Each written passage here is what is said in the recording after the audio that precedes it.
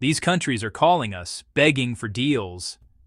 That was the claim, a confident promise to America that the world was on the line, desperate to negotiate.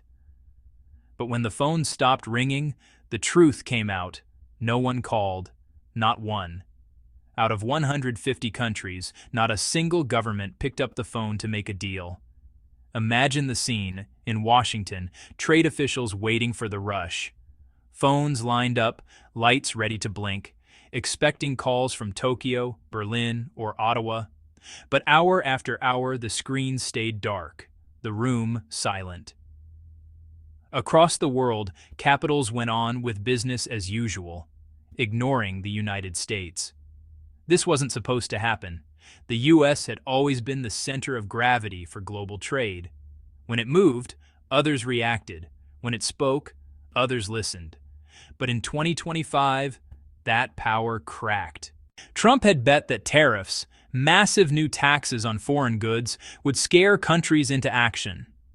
He pictured leaders begging to negotiate, rushing to sign new agreements before the costs hit. Instead, they shrugged. Some even laughed. It was more than a policy failure. It was a symbolic moment, the first sign that the world might no longer need America as much as America thought. Like a movie star calling a press conference only to find the cameras have moved on, the U.S. suddenly looked less like the director of global trade and more like a spectator. And as the silence grew louder, frustration turned into fury. Behind closed doors, officials scrambled to make sense of it. Why weren't nations reacting? Why weren't they afraid? What began as a show of strength had become an awkward silence. And that silence would soon spiral into a global economic storm.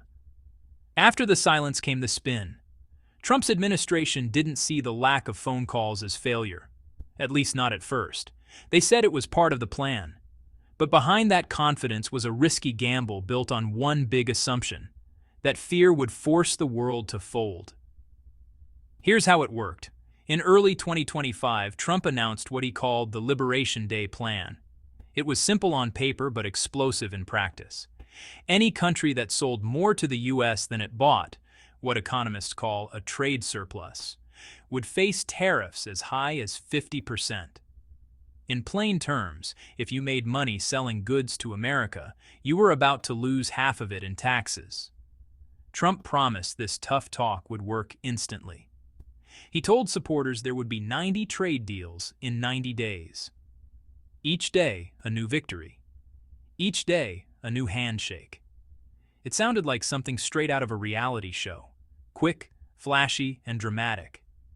But international trade doesn't work like television. Deals aren't made overnight. They take years of negotiation, lawyers, diplomats, and entire teams of experts. Countries can't just sign on the dotted line because one leader says so. Yet that's exactly what the White House expected, a world rushing to the table. And then, nothing. No rush.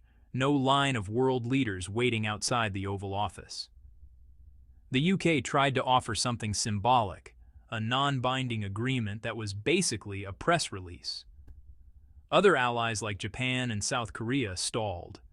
They wanted clarity on how the tariffs would even be enforced. No one wanted to be first to sign a deal that might change tomorrow. Visually, it was like watching the air slowly leak out of a balloon that was supposed to lift off. Headlines that once blared "America gets tough on trade" quietly disappeared. Stock tickers flickered red. The photo ops stopped. And inside Washington, frustration grew. The U.S. had expected power. What it got instead was silence. And silence in global politics is worse than opposition, because it means the world has stopped listening. That silence was about to echo through the markets, through businesses, and into American homes. The gamble hadn't just failed. It was about to backfire spectacularly. The first signs of trouble didn't come from foreign capitals. They came from Wall Street. Within hours of the new tariffs being confirmed, investors panicked. The S&P 500 began to slide, and by the end of the week, almost $2 trillion in market value had vanished. It wasn't a gradual dip. It was a nosedive. Financial networks ran the same headline again and again. Trade shock hits global markets. Major corporations were blindsided. Executives who had spent years building supply chains across Asia and Europe suddenly faced impossible costs. Imports became more expensive overnight, profits evaporated, and the ripple spread fast. Even Walmart, one of America's largest retailers, issued a chilling internal warning. We might not survive this. For a company built on affordable goods, tariffs were like a tax on their entire business model. But the damage didn't stop in boardrooms. It began to seep into the lives of ordinary Americans. Small businesses, the local hardware store, the mom-and-pop clothing shop, the Midwestern farm supply dealer, saw their costs spike. Many didn't have the margins to absorb it. In April alone, more than 1,300 businesses filed for bankruptcy, a 20% jump from the year before. Exports fell too. The Federal Reserve reported a 2.1% drop in U.S. exports during the second quarter. For companies that relied on foreign buyers, like soybean farmers and machinery manufacturers, that was devastating. It was a domino effect. When Wall Street falls, credit tightens. When credit tightens, small businesses collapse. And when small businesses collapse, workers lose jobs, which means less spending and even more strain on the economy. Inside Washington, officials scrambled to contain the damage. They blamed market overreaction and promised stability, but the numbers told a different story. Confidence was gone. For years, America had projected itself as the backbone of global trade. Steady, reliable, dominant. But now, that backbone was cracking under the weight of its own policies. And as investors looked for safer ground, the shockwaves began to spread beyond America's borders. What started as a national crisis was about to become a global one. At first, most countries didn't say much. They waited to see whether Trump's tariff storm would pass. Maybe it was just another round of tough talk.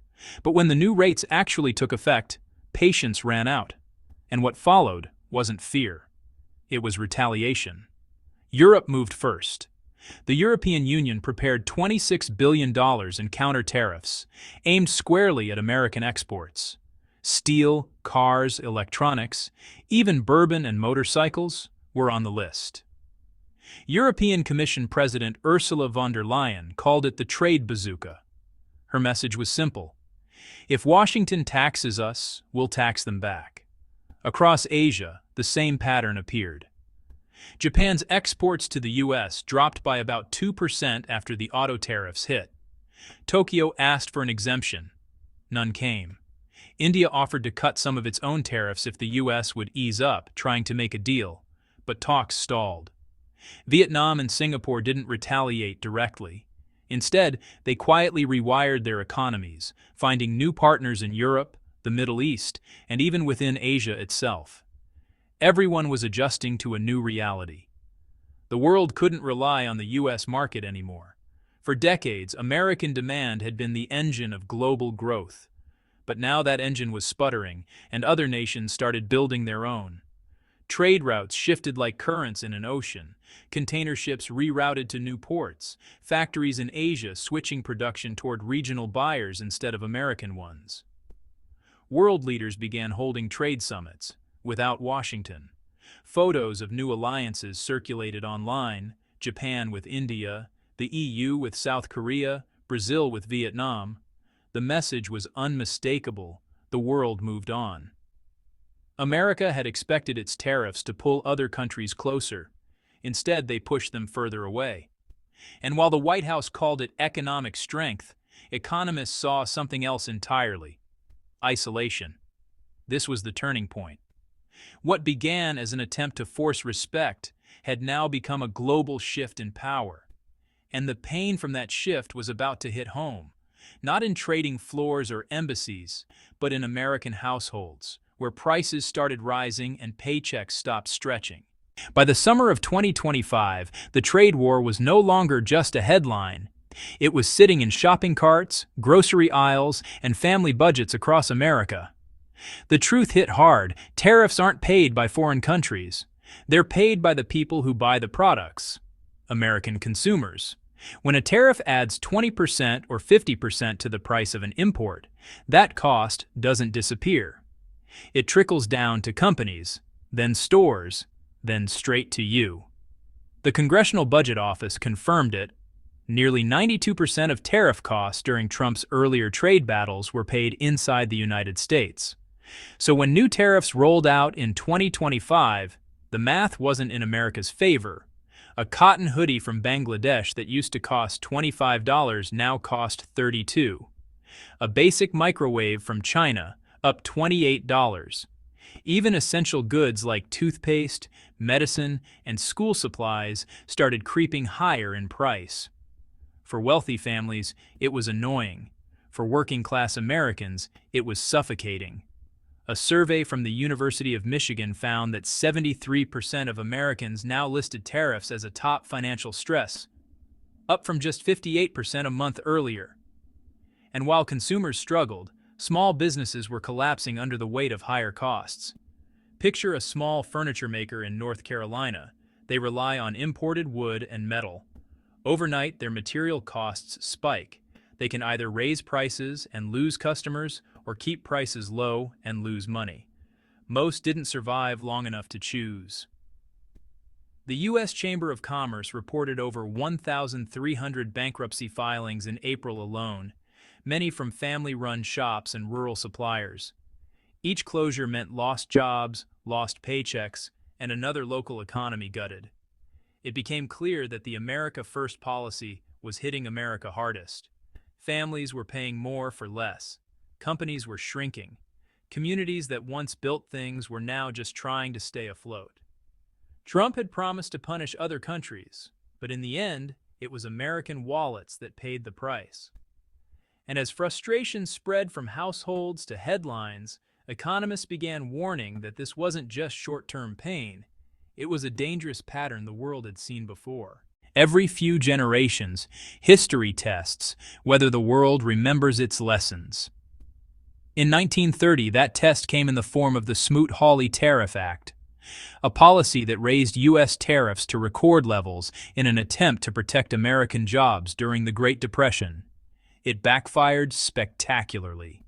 Other nations retaliated, global trade collapsed by more than half, and what could have been a short recession spiraled into one of the darkest economic periods in modern history. It took decades and a world war for the global economy to recover. Fast forward 95 years, and the parallels are hard to miss. By 2025, the average U.S. tariff rate had climbed to around 24%, levels not seen since that same disastrous era. The rhetoric was the same too: protect local jobs, punish unfair trade, make America self-sufficient. But the results were déjà vu: higher prices, collapsing exports, and rising tension worldwide. Economists from the IMF and World Bank began sounding alarms. Global growth forecasts for 2025 were cut from 3.3% to just 2.3%. Dangerously close to what they call recession territory. The United Nations echoed the warning. Rising protectionism and policy unpredictability threatened to unravel decades of global progress. The data made it undeniable.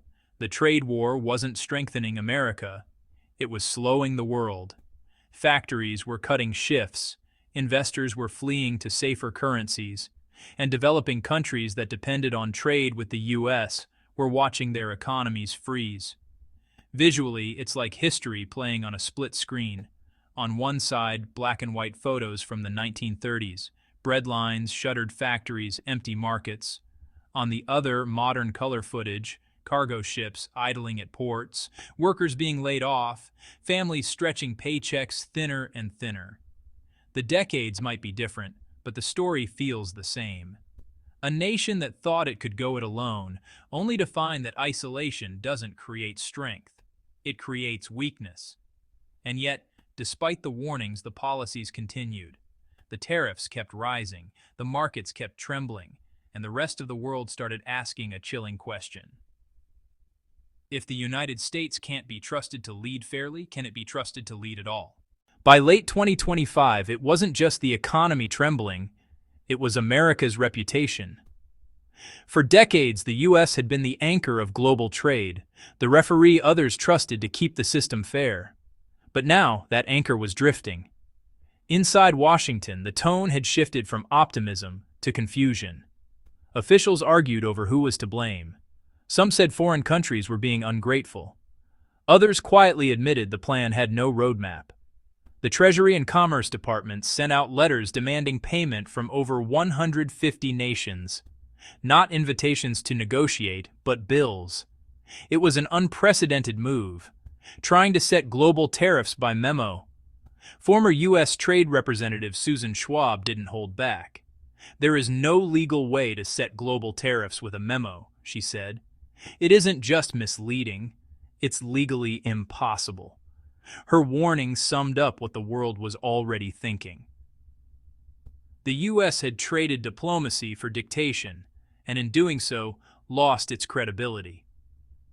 Allies noticed. In Europe, officials began drafting plans to reduce dependence on the dollar. In Asia, governments started signing new trade compacts that didn't include Washington at all. Even countries that once called the U.S. their closest partner began quietly diversifying, building safety nets in case the American market became too unstable to rely on. Global trust, once America's greatest asset, was evaporating. In private meetings, diplomats described the U.S. not as a leader, but as a wild card. They no longer feared being left out of American deals, they feared being trapped in them. And inside the U.S., the sense of isolation grew heavier. Factories that had expected booming domestic demand were sitting on unsold inventory. Consumers, already squeezed by inflation, cut spending further. Confidence, the invisible currency of the economy, was collapsing. One trade economist put it best: "Tariffs are leverage only when backed by legitimacy. Without that, they're just threats. And threats, once overused, stop working." The story of 2025 wasn't just about lost trade or falling markets. It was about a superpower losing the one thing money can't buy: trust. No bombs fell, no armies invaded. But America's global influence, built over a century of cooperation and consistency, was eroding quietly, invoice by invoice, tariff by tariff.